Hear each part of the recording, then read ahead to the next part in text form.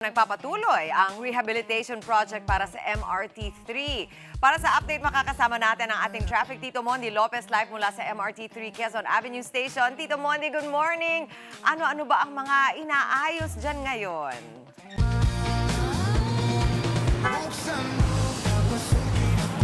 Yes! Mami Chiggy! Hi! Yes! Nandito tayo sa Quezon Ave. Ito na. Buksan nyo kami. Pabukas. Speaking of, sinabi nga ni Mami Chiggy, eto dito sa MRT Quezon Ave, kung saan nga, kung tayo may pa-OOTD, aba yung mga MRT stations, meron ding parampa dahil isa nga sa mga pinagsasabi nila dito ang ito. Makita natin, ang sliding escalator dahil nga ginagawa nila yan, ang timeline nila hanggang Feb 21. Pero nakausap natin mga isang linggo raw, aabutin siya. At isa pa nga sa ginagawa nito, papasilip din natin mamaya. Sana mabuto natin yung CR, pati yung flooring. Nako, makikita yun, napakaganda na. Kaya ito, sakto, ipasyal namin kayo. Dito kasi yung terminal papuntang Novaliches House, may sakayan din ng Bulacan sa kabila. Tara, subukan natin paano ang buhay commuters pag wala ang escalator. Tara, pakita natin. Ito, lakad tayo pero sakto. Ito, sir, good morning, good morning. Ayan, sir, good morning. Paano natin, sir? Feliciano Cagiwa Jr. po. Ano nickname mo, sir? Lee.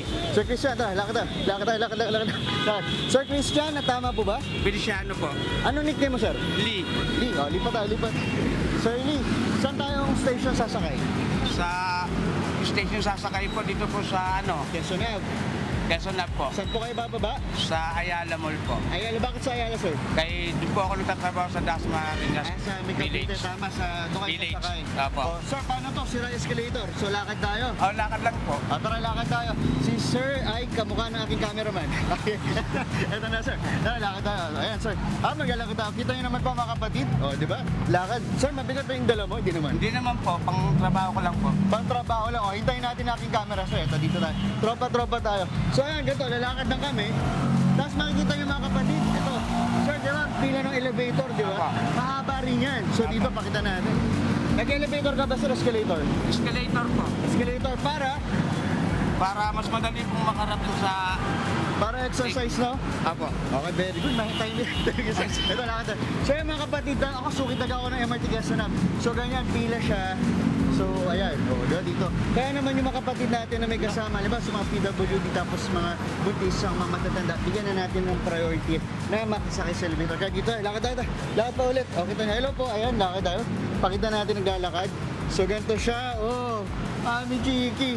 Dito maluwag pero ang haba nung lakbayan. Sir, pawis na. Pawis. Sa lakad Pakita po. natin. Sir, pawis na. Sir, ganito pa. Ayan, pawis na, sir. So, lakad pa tayo konti. Ayan. So, sir pa yan. Paano pag yung ibang tao natin? Lakad. Mabilis ka ba, sir, maglakad? Opo. Sige pa, una. Araw po naglalakad eh. Una, araw-araw. O, kita nyo. First space pa lang yan, di ba, kuya? Oo. Kasi ito. yung cameraman ko. Nakita ko. Ayan. Ito, lakad pa tayo. Di ba? So, lakad yan. Ganyan. So, ang laking epekto pag walang escalator. Pero, buti na lang inaayos na yung mga team para nga sa service natin, di ba? Apo. Kasi mga ilang taon na rin, 25 years na rin. Ito ba? Lakad pa tayo. Pakita natin. Malaking bagay na makita ng mga kapatid natin. Hiningin ako. Ako minsan hiningin. Ayan, sige, pawis na. Ayan. Okay Ito na na, po. nandito na ba? Ayun, natumbok rin natin. Teka, hingal, no? Kumusta, kuya? Hingal? Okay lang naman po. Sanay na po eh. Ito ba, lakad pa tayo. Yes, nakarating na kami sa ticketing. Ayan na. At eto, medyo dito tayo, kuya. Para hindi tayo humarang. Yun, sakto. May pabentilador. Kuya. May pabentilador tayo. Ayan. Sarap ang lamig. Kuya, eto. Kung napakita namin, sana explain natin. Bukod kasi, kuya, sa escalator na ginagawa, Apo. at yung CR, inaayos din. Apo.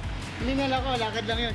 Yung CR na damo, kuya, pag nandun ka sa northbound, sarado yun. Apo. Kaya pigilan mo yung ihi mo. Opo, pinipigilan po. Okay, Notice ito mo naman talaga siya, eh. papalit. Okay. Tapos ito na. Sa kakabin. Alam natin. Kuya, pag sumasakay ka, may ticket ka na? Wala pa? Meron pong card. May card ka? May beep card ka? Apo.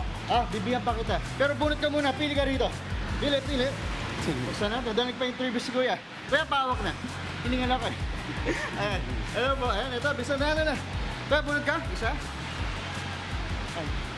Isa lang, kuya. Tig-isa tayo kasi pang-ulit isa. Ayan. May pa-beep card ka. Syempre kuya. Ito.